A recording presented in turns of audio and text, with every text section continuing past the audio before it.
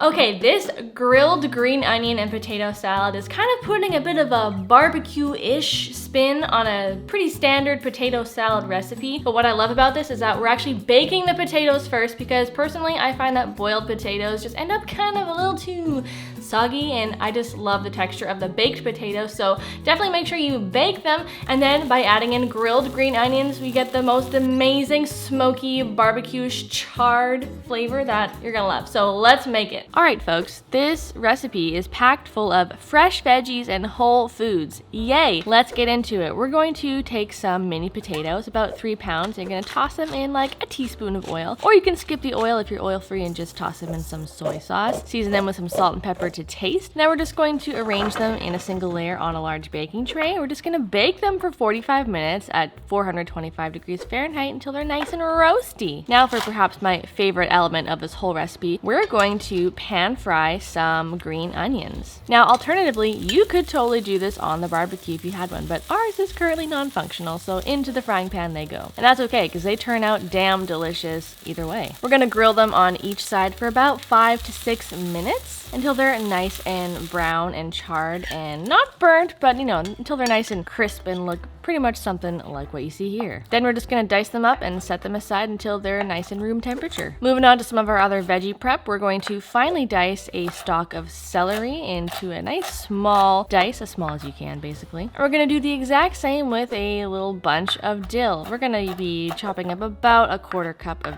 fresh dill, or you know, more or less according to your tastes. Now we're going to move on to making our dressing. So we're going to combine in a small bowl some apple cider vinegar, some lemon juice, and some Dijon mustard. These are going to be kind of our acidic, tangy elements. And then for extra flavor, we're adding some Old Bay seasoning because it is so good. It's flavorful and it's got a nice little spicy kick. And then we're going to add in some vegan mayo. I personally love Hellmann's vegan mayo. If you can find it, definitely get it because it is like legit. Then we're just going to whisk it all up until it looks something like this. We're gonna then fold in or whisk in your fresh dill, and we're just gonna set that aside for a couple minutes. Once your potatoes have finished roasting, you're gonna set them aside and let them cool to room temperature, and they're gonna look something like this. And once they're cool enough to handle, we're going to chop them up into quarters or in about 1-inch sized pieces. And then we're gonna take a handful or two of those potatoes, and then we're just gonna mash them together because it does offer a nice kind of creamy element when some of them are mashed. And then we're just gonna add in the rest of them whole, and then we're gonna add in pretty much all the other ingredients right into the same bowl. So the corn, the celery, the sauce, and